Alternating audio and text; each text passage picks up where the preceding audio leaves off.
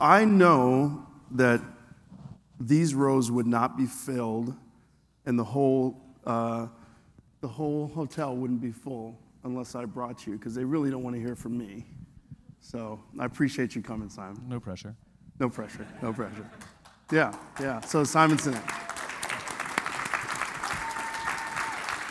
So I'm sure that I can leave, and you can actually do a fantastic presentation since everybody wants to hear from you. But I want to talk a little bit about this infinite strategic plan, because, I think I stalked you, or maybe I found you somewhere and wouldn't let you go until you helped me. But I want to kind of walk us through how that happened. And so we initially had a conversation about this idea of doing an infinite strategic plan, and you were kind of intrigued by that. So tell me what your feeling was when we brought that idea to you. So I am an idealist. And the world that I'm trying to build, a world in which the vast majority of people wake up every single morning inspired, feel safe wherever they are, and end the day fulfilled by the work that they do, is just that. It's something that is an unachievable vision, but I want to commit my life to getting closer and closer to that. And the path that I've chosen is leadership and businesses. Right? I think that if we can find support and celebrate the leaders and the companies that are doing the right thing and leading in the way that I think people want to be led, we're more likely to get closer to that goal, to that vision, to that just cause. And so when you called and said, we want to do this, immediately a light bulb goes off and says, this is one of the companies that's help advancing towards the greater good. In other words, it's mutually beneficial, right? Your goals are your goals, your vision is your vision, but we can cooperate and work closer. So immediately I'm curious. And a lot of companies are full of it. And not because they're bad people, it's because they don't really either understand the concepts or believe in them, but they kind of have to, like every company has a purpose statement, but how many companies use their purpose statement to actually make decisions? Sure, companies say they're long-term oriented, but they don't make decisions that would actually set them up for the long term. They've confused bets and investments, right? They say they're making investments, they're really taking bets. One is short-term, one is long-term. And getting to talk to you and getting to know you, I realized what you're doing and how you're leading this company and what this company is trying to do actually has benefits beyond your tenure, beyond everybody's tenure here.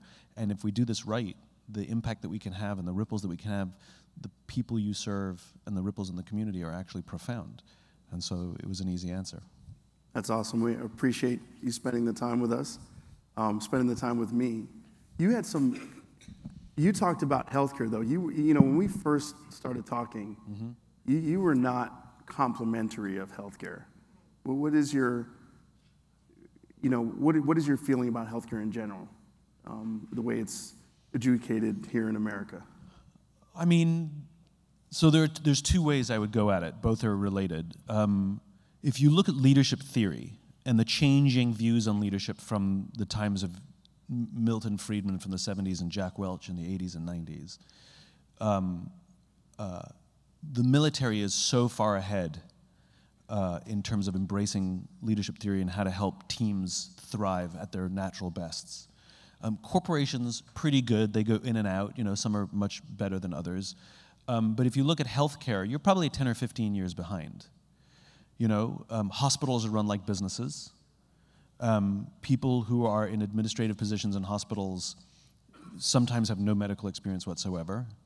And they've completely missed the boat when you hear hospital administrators say, my number one priority is patients. Well, it certainly doesn't look like that way when they're making decisions, when they make short-term financial decisions, which sometimes ripple down and hurt patients. But worse than that, that's actually not the priority of any hospital leadership. It's to take care of the doctors and nurses and support staff who are taking care of patients. It's the frontline staff whose priority should be patients. Leadership should be prioritizing the people taking care of patients, and that's how patients get better care.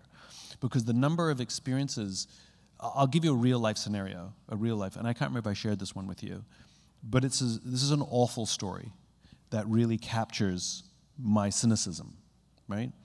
A friend of mine, a very dear friend of mine, at 1 o'clock in the morning, had a miscarriage.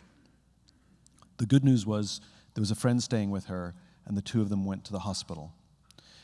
The bathroom is sort of like past the registration desk. And she says to the woman working the registration desk, "Can I just go wash my hands, please?" She's covered in blood. And the woman said, "No, you have to fill out the form to be registered before I can let you go to the bathroom because it's in the hospital." She goes, "Can I please just wash my hands and I'll fill..." And they wouldn't let her in to wash her hands. So she sits there and fills out the forms with bloodied hands, right?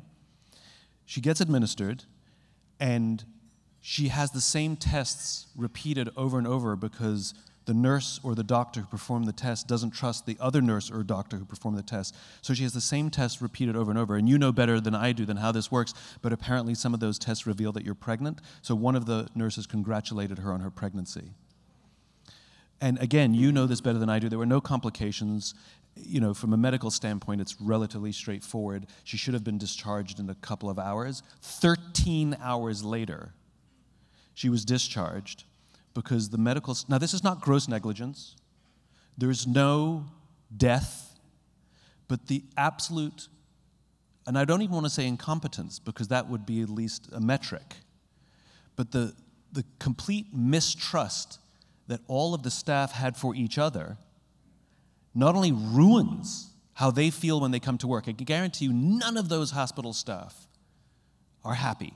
I can guarantee you none of them have any joy helping people because of the horrible conditions they have working with each other.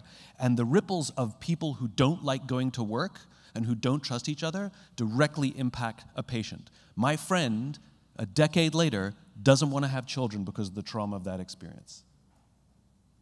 There's no negligence. There's no lawsuit. But healthcare sucked in that situation. And unfortunately, this is one case which I know is being repeated over and over and over again in this country, not because of lack of education, not because of lack of technology, not because of lack of, go down the list of how we usually weigh the quality of healthcare. It's because of a distinct, completely broken leadership structure. Nothing else. Yeah, we hope that wasn't one of our sites. You know. I don't think it was. But we'll talk later. I don't think it was. But we'll fix it. No, I don't think it was. Yeah. And, well, it's a different conversation. I know it wasn't. Yeah, awesome. So, sorry to make light, Simon. I was feeling so down I had to bring myself back up a little bit. But, you know, so we met for, so just so you all know, I went out and I got information from all of you, got information from my team, and I brought a bunch of, like a bag full of papers to Simon's office. It's actually a very cool office, by the way. Very cool office. So, and I get in and he says hi, and I fanboy him for a little bit, you know. And then I sort of throw the papers on the table, and he's like, "Oh my God, I got so much work to do." But we worked that day, and there's some bones there, right? There's the goals, there's some really good stuff there. And we spend about 6-7 hours, was it? About 6-7 hours working together. He looks into my eyes as we get ready to leave, and he says, "How do you feel?" and a single tear rolls down my eye. No, but you know, I wasn't ready. It didn't feel right. It didn't feel right. And so that infinite mindedness, that infinite game, it's conceptually, even when you buy in, and even when you really understand from a business perspective, I mean, there are day-to-day goals, right? There are people here that are worried about their site today. Yeah. How do you balance, and how did we balance that, you know, short-termism goals and really kind of pulling up to that infinite mindedness, that infinite strategic plan, which another note is that it's never actually been officially built before. So we were kind of building something. Yeah. So I think everybody here already knows what an infinite mindset is. You just don't realize it, which is, just a quick show of hands, of those who have children, how many are absolutely singularly devoted to ensuring that you're happier, healthier, and more successful than your children? Okay, turns out you would actually like to pass something on, and you would actually like to, whether you call it legacy, or whether you just want to see your children happier, more successful than you could have ever dreamed of for yourself, and you will attempt to make decisions to achieve that. Sometimes you do well at it, and sometimes you do badly, you know, where you say your kids are a priority, but you're working so much, and you're missing the baseball games, and you're missing the school plays, and something will happen, and you realize, I got to reorganize because I'm playing too finite-minded. It's too much about me. I got to sacrifice a little bit to actually put in for the kids. It's a difficult job, and it waxes and wanes, and it has pride and guilt associated with it. But the point is you understand it. It's the same mentality, which is what an awesome experience to leave behind an organization that will be in better shape than you found it, and 10 or 20 or 30 years after you've left it will have greater impact in the world and the ripples and the people who come through your system, both employees and patients, than you could have ever dreamed of. And you get to sit back in your rocking chair on your front porch at, you know, in your later years and say, I helped do that. So we have a sense of it. Now, the biggest misunderstanding of having an infinite mindset is that it is not the absence of finite goals. They are not mutually exclusive. The infinite game, the infinite mindset, is the context within which those finite goals exist. In other words, the goals you choose are building towards something, right? I'll give you an analogy of how businesses usually think and how this changes it. So here's a metaphor. So you walk out your front door one morning and you see your neighbor packing their car. And you say, "Where are you going?" And they reply, "Vacation." And you go, "Oh, cool, where are you going?" They said, "Vacation." Like, no, I got that. Where are you going? And they look at you and they go, "Vacation." And then you try to get past this ridiculous line of questioning and you say, "Well, how are you going to get there then?" And they say, "Well, I'm going to take 95 and we're going to drive 150 miles a day, due north, and that's how we're going to go." That's how most businesses operate, right? What's your vision? Growth. Cool. To what end? Growth. Well, how are you going to get there? And they'll tell you their financial goals and what they want to achieve and how much money they want to make in the year, right? And they're all excited if they drive 200 miles in the day, really depressed that they only get 100 miles in the day, rewarding everybody for driving faster on the freeway. In what direction? And the problem is this is where finite-mindedness overtakes infinite-mindedness, right? That is a finite mindset with amorphous vision, useless vision. Infinite-mindedness is having a very clear sense of cause, of vision, that is so far in the distance that we'll never get there, but it gives us a direction.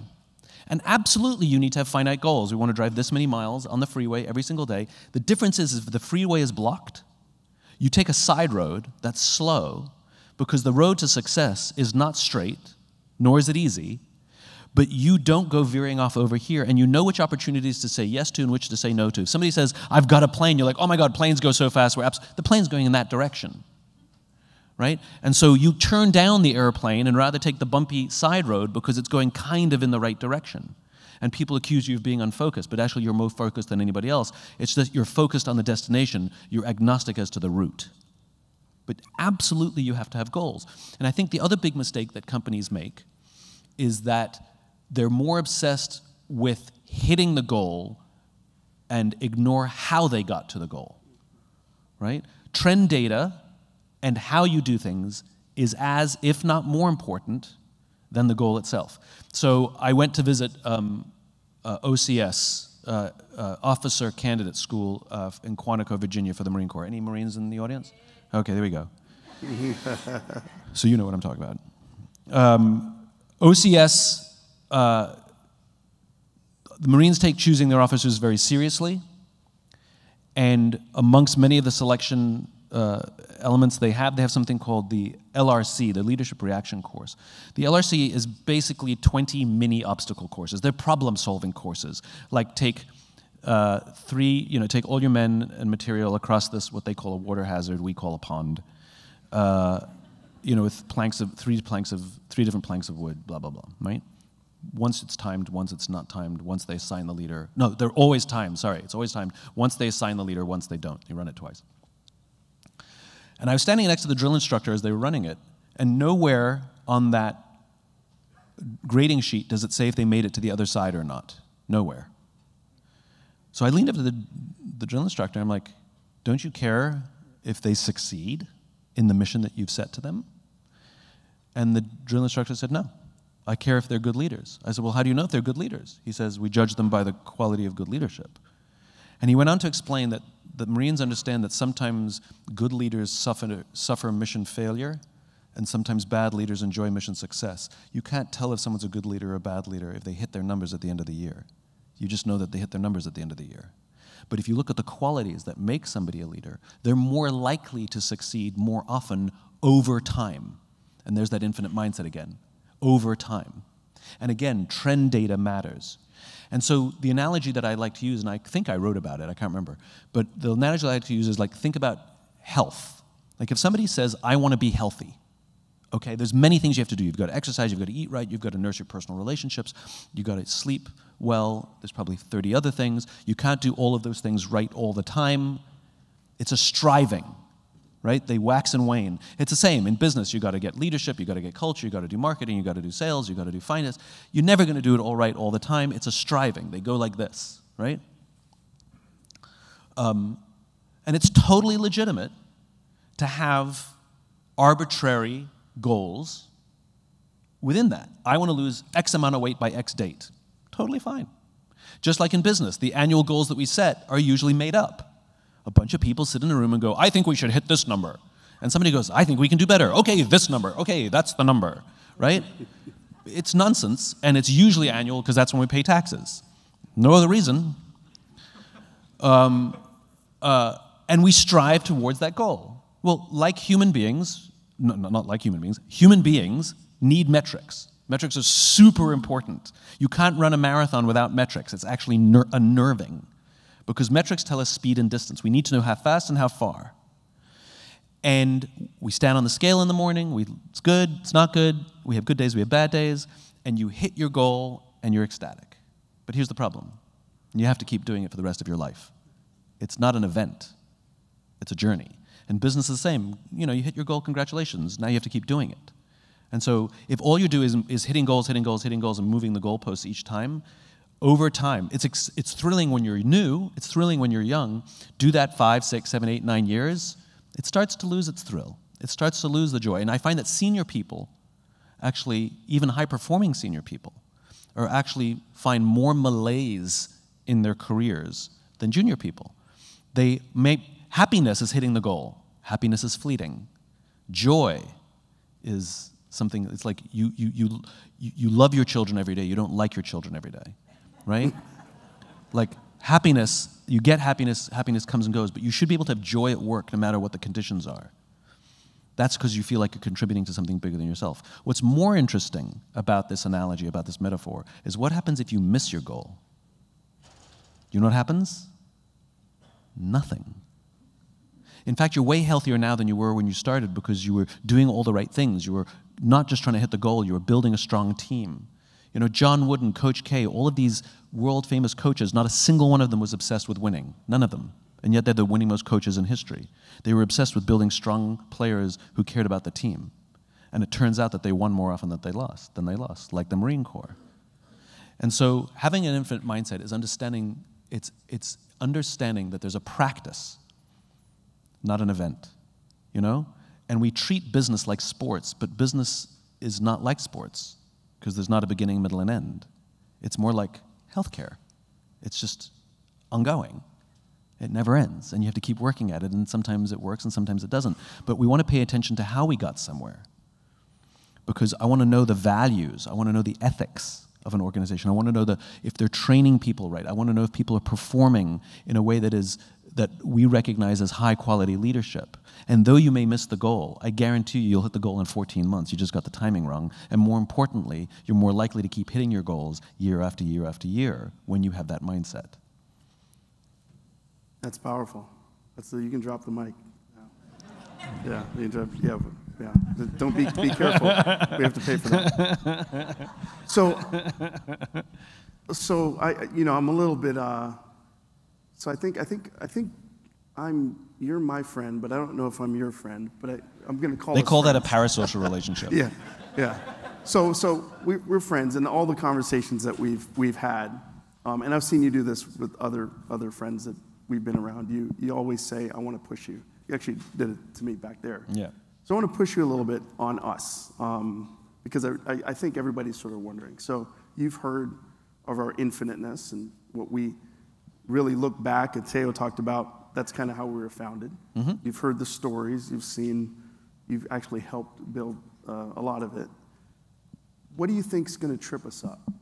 What do you think, as you look and you're doing your premature, albeit assessment, what do you think that's, could potentially trip us up? So, I mean, there's some pretty consistent culprits.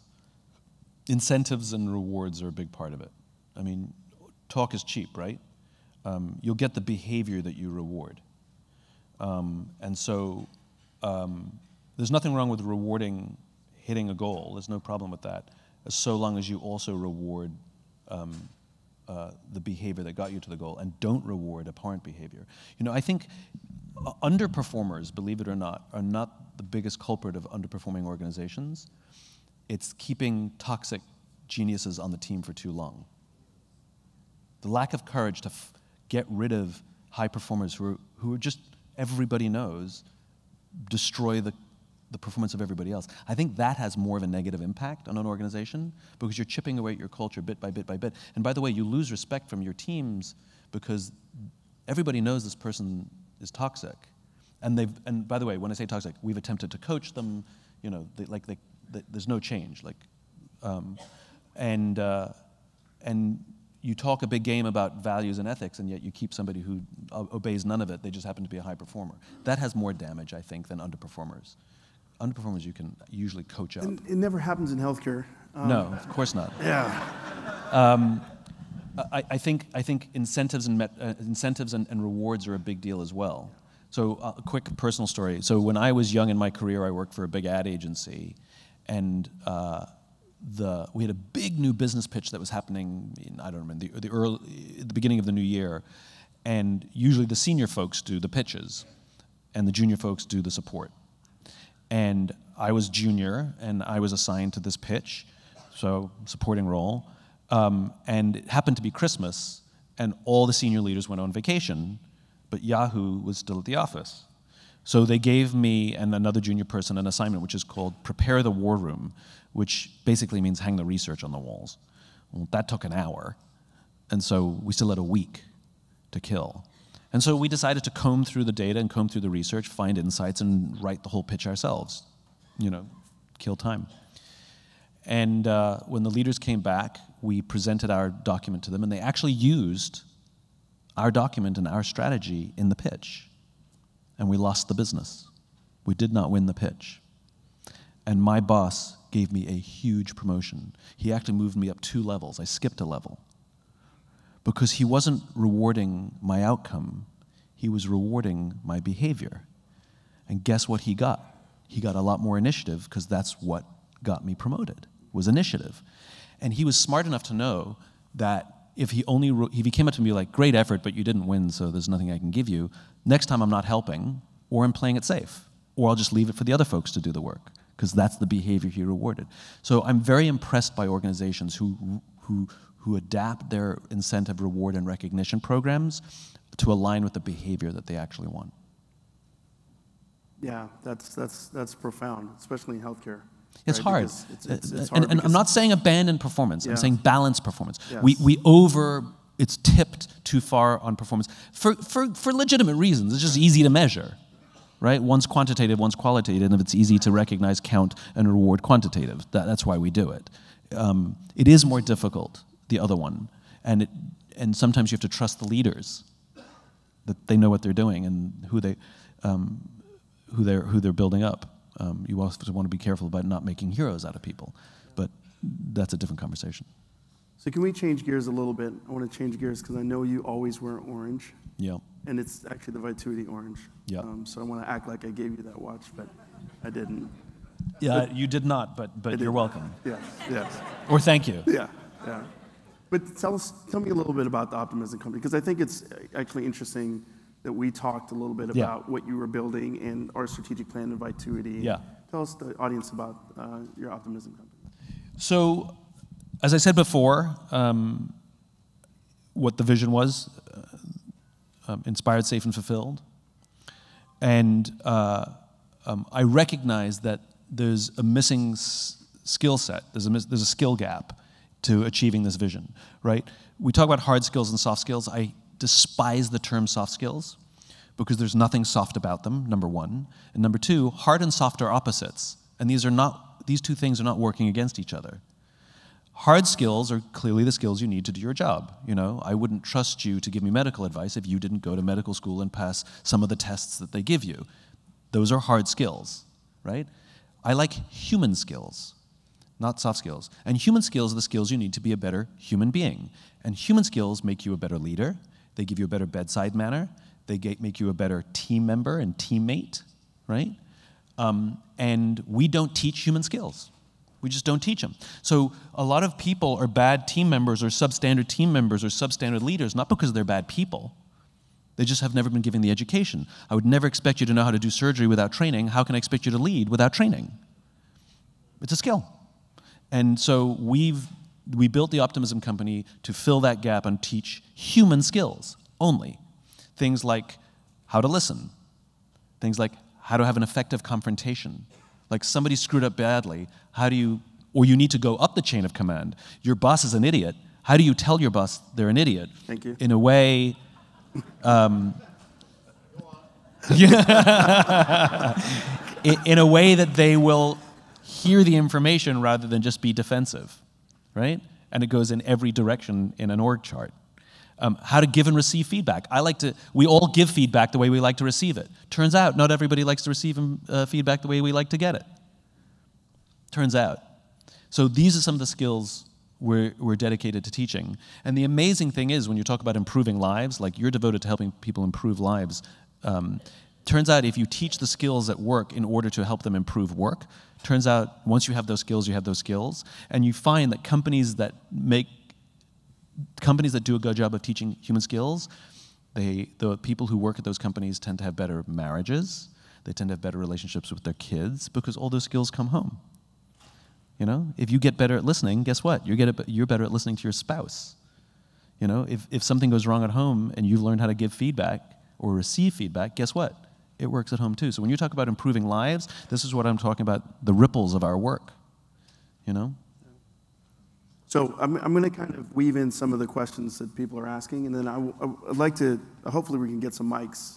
Yeah, or you can just shout and we can repeat the questions. From the audience, or we can find them. But I do want, before we do that, somebody asked a question that I want to weave into being grateful to you. Mm-hmm. So you know, I'm grateful personally. Thank you. I think Vituity is grateful for the time that you spent with us, really trying to push us, like you do, towards what we already knew, but wanted to make sure it could manifest in how we impact the world. But for you personally, and you've told me this before, so I'm cheating, but what would you say your personal just cause is? Well, it's the same. To inspire, to create a world in which the vast majority of people wake up inspired, feel safe wherever they are, and end the day fulfilled by the work that they do. And I show up as a friend in the same way I show up as a leader of my company, in the same way I show up as to support somebody I work with. My why is to inspire people to do things that inspire them, and it's why I get out of bed in the morning. That's why I wear orange. It's not for you, it's for me. I'm human. I get sucked into the daily details. I can be emotional, I can be reactive, I can be short-sighted. And so these little flashes of orange are simply to remind me, and I'm obsessed. Like, I carry a notebook and a pen in case I hand up any ideas. And so it's an orange pen, turns out. And I had them made, so on the side of the pen it says inspire. Because that reminds me of my job every time I write down an idea, what it's supposed to be doing. And so improve lives, if I can push you, I looked at your document over there. It said improving lives. And it said there were 3 things, and they all had ing. They all had the gerunds, which is passive, as if it's just happening. And they should be in the imperative, improve lives, because it's everyone's responsibility every day. And improving lives, of course it's built into your product, of course it's built into your profession, of course. But if you're truly showing up to improve lives, that means for the person to the left and the person to the right as well. And so to show up as a leader, committed to improving lives, like I want you to be the best doctors in the world because you're going to improve people's lives. I want you to be the best leaders in the world because you're going to improve the lives of the people who work with you and work for you. So for me, it's I don't separate personal and professional. It's me. Awesome. It's not just something I do at work. Awesome. Awesome. All right, so where are questions? Any questions? Vanessa's like, me, pick me. I'm standing up. I mean, I have a question. Okay, let's go. We got the mic. Hold on, Vanessa, because I don't think everybody can hear you. We got one coming. I can take Simon's mic. If you shout, oh, there you go. Here it is. Vanessa, I appreciate you speaking up. I know you're shy, so. Moo, you called on me, man. I was just sitting here. So I do the wellness work for the enterprise, and a lot of what you said really spoke to me because I do think when we say improve lives, we need to start with our own lives first. Yeah. And so I'd love to hear just maybe from you a little bit more as to like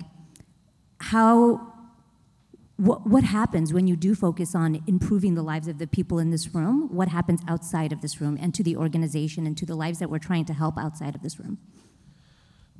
So I'll come at it from the side. We have forgotten the value of service. As a nation, we over-indexed on rugged individualism, Marlboro Man type of stuff, right? We celebrated the individual. We made heroes out of CEOs. And we forgot about the team and the group and the company and the fact that it's always a team effort. Because human beings are social animals. We're not that good by ourselves. And no one on the planet has achieved anything alone. It all became, somebody took a bet on us, somebody believed in us, somebody was there with us late at night, somebody gave us a shoulder to cry on. And so, you know, there's a great irony in personal achievement, which is you can't do it alone. It's just not, nobody's got the stomach for it. And if you look at the highest performing, quote unquote, individuals on the planet, and you and I have talked about this, individual athletes are terrible gauges because they organize their whole lives around me. And so, like, I have a friend who's, she's an Olympic medalist and on an individual sport, an ice skater. And she'll freely admit that she missed birthdays, she missed Thanksgiving, she missed Christmases, because she had to be, as all Olympians say, I have to win the Olympics, as if there's one winner, right? And the even thicker irony is she won a silver medal at the Olympics. The gold medalist fell in her routine. My friend fell twice. So you're not the best in the world, you're just better that day than one other person, right? Anyway, my point is like, I like it when people commit to helping each other. In Alcoholics Anonymous, we know there's a 12-step program, right? And most of us are familiar with the first step. Admit you have a problem. And Alcoholics Anonymous knows that if you master 11 steps but not the 12th, you're probably going to still succumb to the disease. But if you master the 12th step, you will more likely overcome the disease. The 12th step is to help another alcoholic, service. And so when we say you have to be healthy, you have to protect your health, you have to exercise, you have to eat right, it's so much stress, and except for the few people who are that disciplined, those disciplined people make the rest of us feel insecure. Really the best way to get yourself healthy and get yourself well is to help somebody else who's struggling with the same thing. If somebody's struggling with their weight, if you're struggling with your weight, help somebody else who's struggling with their weight. If you don't have the discipline to exercise, help somebody else who's struggling to have the discipline to exercise. And when we commit to helping somebody else overcome the problems that we're struggling with, it is amazing how much we overcome those problems ourselves, and we get the intense oxytocin joy of helping someone else. which, as we said, is infinite-minded. It's helping your children as opposed to just helping yourself. So I love wellness programs, especially when those wellness programs are organized to help us not only get healthy and take care of ourselves, but to have the incredible joy of serving those who are struggling with the same things. Service. Awesome. So I have a question here that's percolating its way to the top while somebody takes the mic away from Vanessa. I'm kidding. So we feel like, and I'm paraphrasing here, but we feel like we're on an island. We feel like we have this infinite DNA that we've, learning about now, but we always felt that way. We feel like a lot of people in the industry are super finite, you know, healthcare systems especially, where they have, quarter to quarter. Their leaders may only be in for a year or two, maybe 3 max. What's your advice as we interact with them? How do we help to move them to be more infinite in their thinking? You don't. I mean, you can't change other people. You can serve as a beacon, as an example. You can offer support if they ask for it. Can't force anybody to do anything. And we go back to incentive structures. I can guarantee you they could agree with you, but they're not going to change their behavior because their incentive structure is organized in the wrong direction. If they're only incentivized by quarterly performance, guess what they're doing?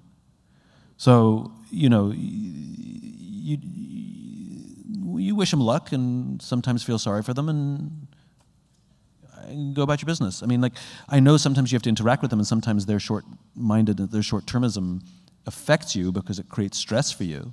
But that's part of the joy of working the system. I mean, this is a creative enterprise,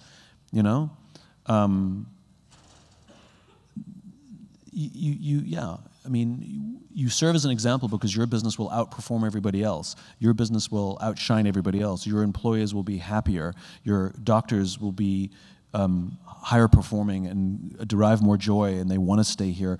And over time, they're going to actually make more and do better, and all of the standard metrics also go up. All the money goes up also. That's the great irony of this. And at some point, other healthcare systems start looking at you going, maybe we should copy Vituity because they're doing better. And so the early adopters will be curious about you early and want to learn and are willing to take risks to change. But most companies won't because there's risk associated until the pressures are so great that they actually start looking for a new way. I wouldn't worry about it. And over time, it's their problem. Over time, we might attract different clients based on Yeah, of course. You become a shining object. Yeah. Awesome. Okay, we need one from the audience. I think that's part of the problem is we're so obsessed with what everybody else is doing. Yeah. I think it's part of the problem with thinking about competitors versus worthy rivals, which is one of the things I did when I first discovered these concepts and started talking about them and writing about them is I canceled my subscriptions to all my trades because I realized that when I would read these articles about what companies in my space were doing, I either felt bad that I wasn't doing it or I copied them. So I was Johnny-come-lately. And what I started doing was reading other companies' trades, other industry trades, because they were doing things that weren't being done in my industry that I could just steal and learn from. Or they were having ideas that were helping me solve the problems that nobody in my category was solving. I was more curious what other people were doing because I was always late to the game if I was only reading about what my people were doing. Now, if you have to read things, obviously, to keep up, but I stopped thinking of them, I stopped reacting to those things at all. Got a mic right there. We got a mic coming. So I think this is wonderful. My name is Jason. So I live up in Marin. I have a phenomenal site, can't complain. But what was resonating with that last question you answered, and the question I have for you is more about how do you work with hospital leadership when they are our partners? We are actually beholden. Our contract, is it's in our best interest to keep them happy. Yeah. But so if they don't buy in, we can't just turn away like you suggested. I didn't say turn away. Well, not turn away, but it is what it is. I mean, there still has to be a give and take. So, but let me take it a step further. So I understand as the medical director walking that fine line between my partners and the hospital. Sure. But I think the hardest part for a medical director is getting our partners to understand what you're saying and still remain positive despite administration not supporting us the way that, say, a new grad out of residency wants to feel supported. And so we're in that fine line. So what would your advice be for me to take back to a young partner? Because it's easy for me, in my mind, to understand why the administration can't do X, Y, and Z. Thanks. So what we're talking about is, like, you don't have to be a bureaucrat to still function within a bureaucracy. You play by the rules of the game, right? Clearly, you can't be all high and mighty because A, it's not appealing, but B, it's not going to work. And so I always like to bring it down to an individual, right? What if one person is, I mean, at the worst obstructionist, but at the least cynical, and they're cynical for all the reasons we've talked about, misaligned incentive structures, et cetera. Maybe they were just, that's how they were raised, you know? So if it was one person, you'd actually know exactly what to do, which is you'd have a little empathy. So I went for a walk with a friend of mine who's struggling at work. And this is how the conversation started. My boss is a terrible person. I hate working for her. She's a terrible person. And I said, oh my God, does she abuse her children and kick her dog? And she said, no. I said, so we don't know that she's a terrible person. We just know that she's a terrible leader, right? And so it's the same thing here, which is a little bit of empathy, which is they have pressure on them that you and I can't even comprehend, right? Maybe they weren't given an education about how to lead. Maybe they have had terrible role models. Maybe they've got screwed up incentive structures. Maybe they have a terrible boss. You know, like, we don't know what they're operating in, and we have to assume that they're doing the best they can with the circumstances and the tools they've got. So for us to come in with empathy and to affirm rather than argue, this, you know, you have to do it this way. They say with, you know, confidence, you'd be like, I can only imagine that's, you know, I know that you're interested in some of the stuff that it's frustrating. And I think just leading with empathy and affirming their feelings, they're more likely to be partners even if they can't do the thing. I think it's very, very human. We have to be dangerous about the narratives we create about other people. And as leaders, we do this to our employees, and employees do this to us, right? Like, I'm not talking about after work venting. That's perfectly healthy. I have no issue with that. But we've all had the experience where we're sitting in a leadership meeting and the name of an employee comes up and somebody goes, "Oh, that guy's such an idiot." Or, "Oh, so lazy. Oh my God, such an underperformer. I don't even know why they're on the team," right? And the problem is all the other leaders hear that, and then that starts getting repeated. Now the other leaders start saying, "Ugh, lazy Steve again. Oh, surprise, we got another problem with Stacy," right? And that narrative now becomes toxic because we now start treating those people as lazy, stupid, unmotivated, right? And none of that is true. It might be true. Like, they might be lazy, unmotivated, and disengaged, or they might be struggling, or they might have issues at home, or they might be in the wrong job, or they might be freaking out, or maybe they have a bad boss. I don't know. I just know it's not necessarily that. And it's incumbent upon us as leaders that if somebody starts to form a narrative about one of our people, that we immediately cut off and say, "Whoa, maybe," or maybe, and then you give the list. And by the way, it goes the other way around, which is we also sometimes make heroes out of people. If you just give it to her, she'll fix everything. Because then the one time something goes wrong, you can't give feedback because you created this public hero out of somebody who does no wrong. And that's equally as toxic. And you create your own toxic geniuses. I've done it. I know, I'm talking from experience, right? But we do the same with our clients. That idiot just doesn't get it. And now we all treat that person as an idiot who doesn't get it, rather than being like, I know deep down inside they love what we do and they wish they could do it. They're never going to tell us that. They're never going to show us that. So I think empathy and patience are remarkable things, and to bring it down to a very, very, very human level. and then you play the cards you dealt. It's not your system that you're dealing against, it's their system, but you're not in their system. You just have to work alongside of it and help them achieve their goals based on their metrics and their system, which you will try and do to the best of your capabilities, and you will tell them that. We're going to help you achieve what you need to. And a million questions. Lead with more questions. There's data on this, which is a good salesperson. Let's start with a bad salesperson. A bad salesperson will ask on average 7 questions in a meeting. A good salesperson asks an average 32. So it's over 4x. So the more questions you ask, the more data you'll get, the more you know how to lead with empathy. That would be my suggestion.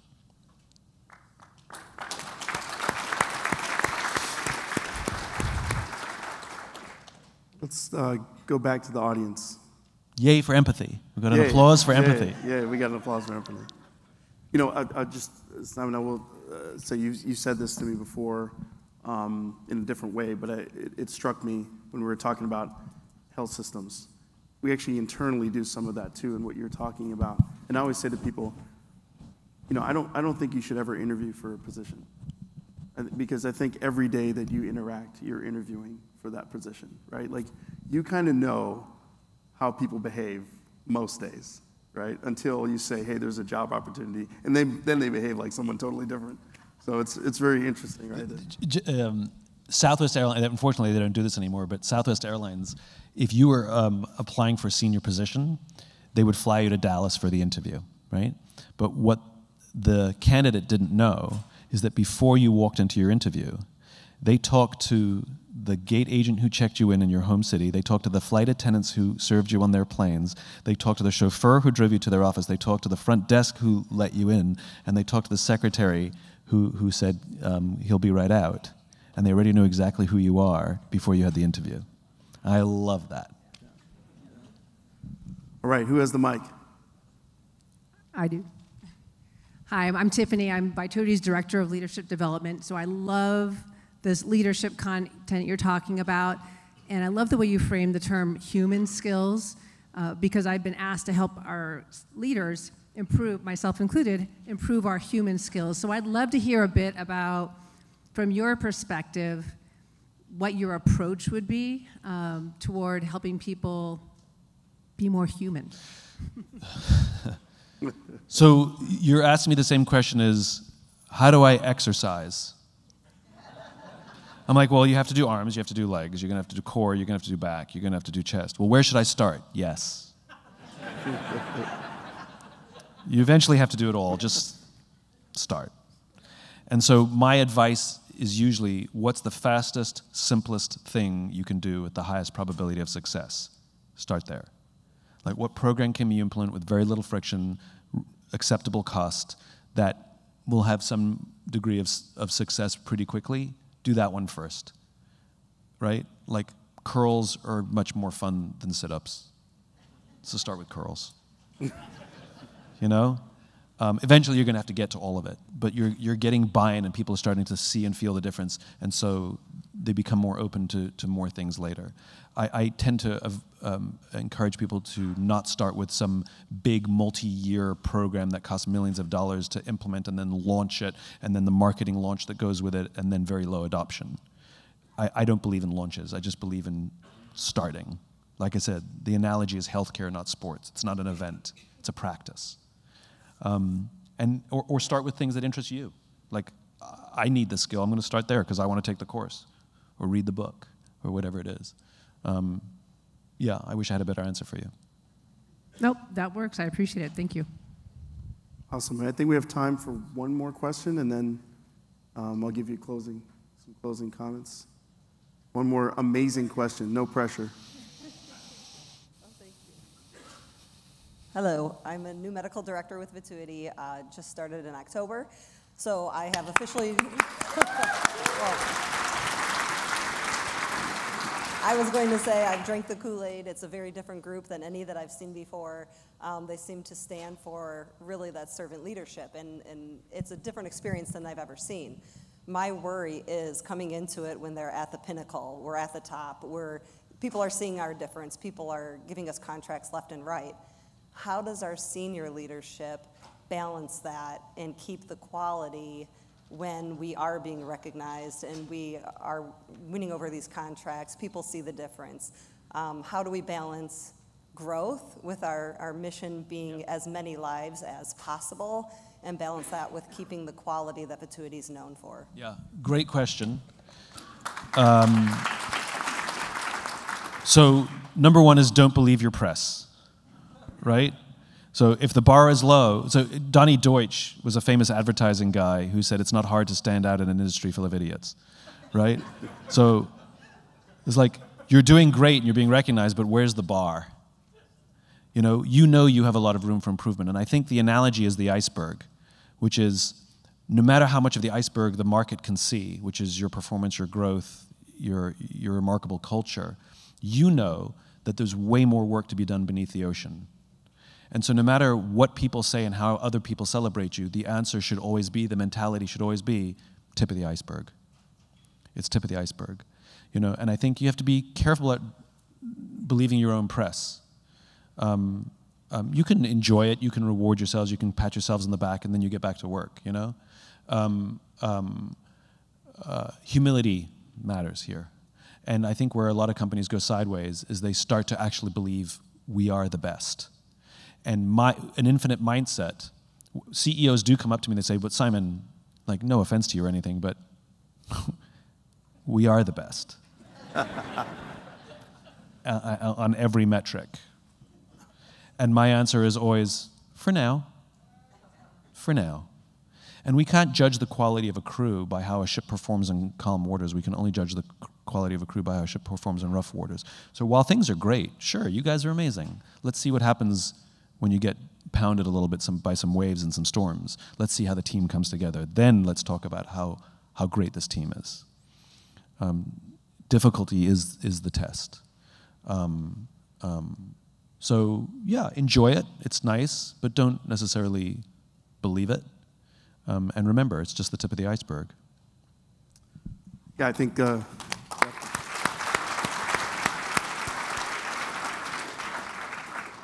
it's interesting. You know, and it gets to be personal once you're in the fold. Sure.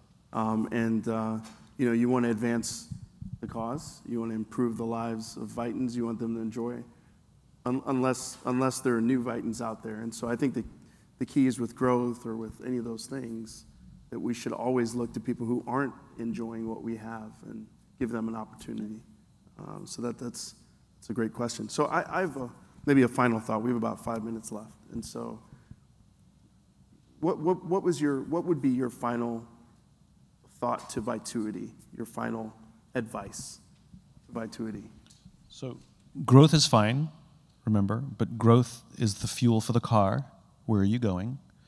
Companies don't exist to make money. Companies exist to do something, to have some sort of impact or make our lives easier or offer some sort of ease or some sort of contribution to the end user. And money is the fuel that helps them to keep doing that. So I want you to have more fuel in the tank, otherwise the whole thing dies. So that's fine. Just, again, context.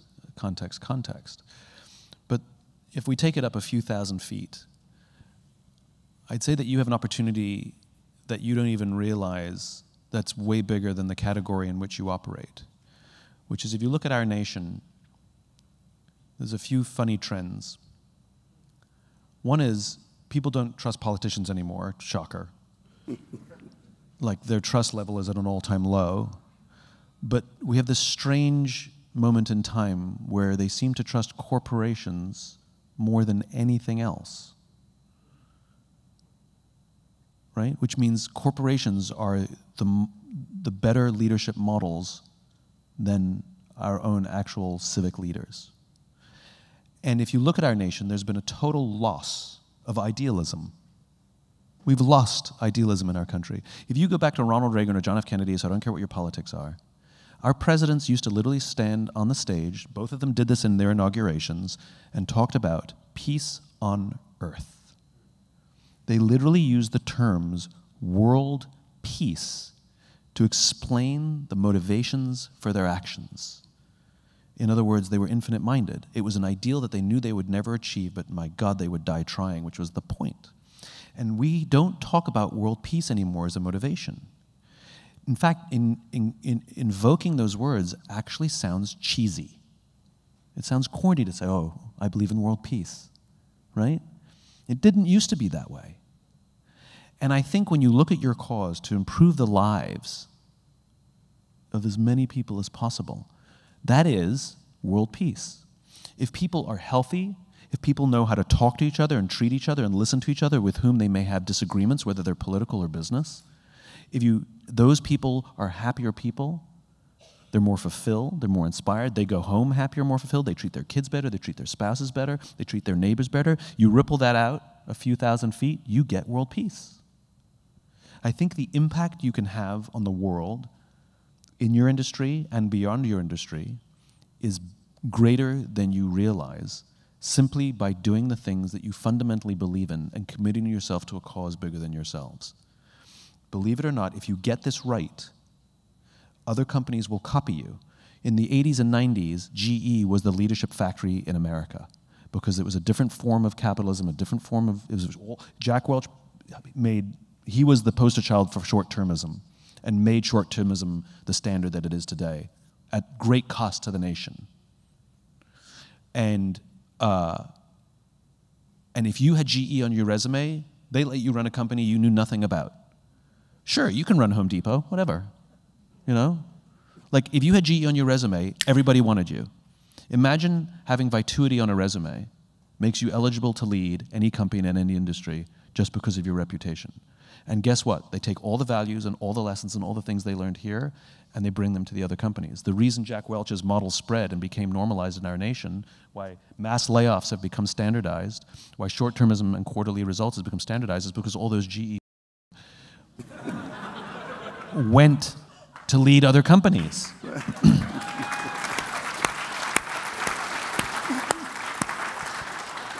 Now imagine that it's all Vituity alum, or people who you worked with, who saw the world differently, and all of a sudden, over the course of about a year or two, started leading differently just because you were so nice and you made them feel seen and heard and understood, which is all anybody wants.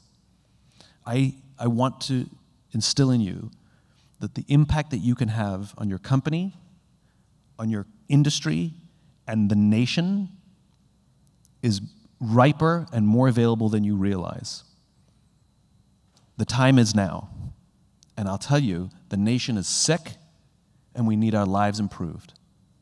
If not you, who?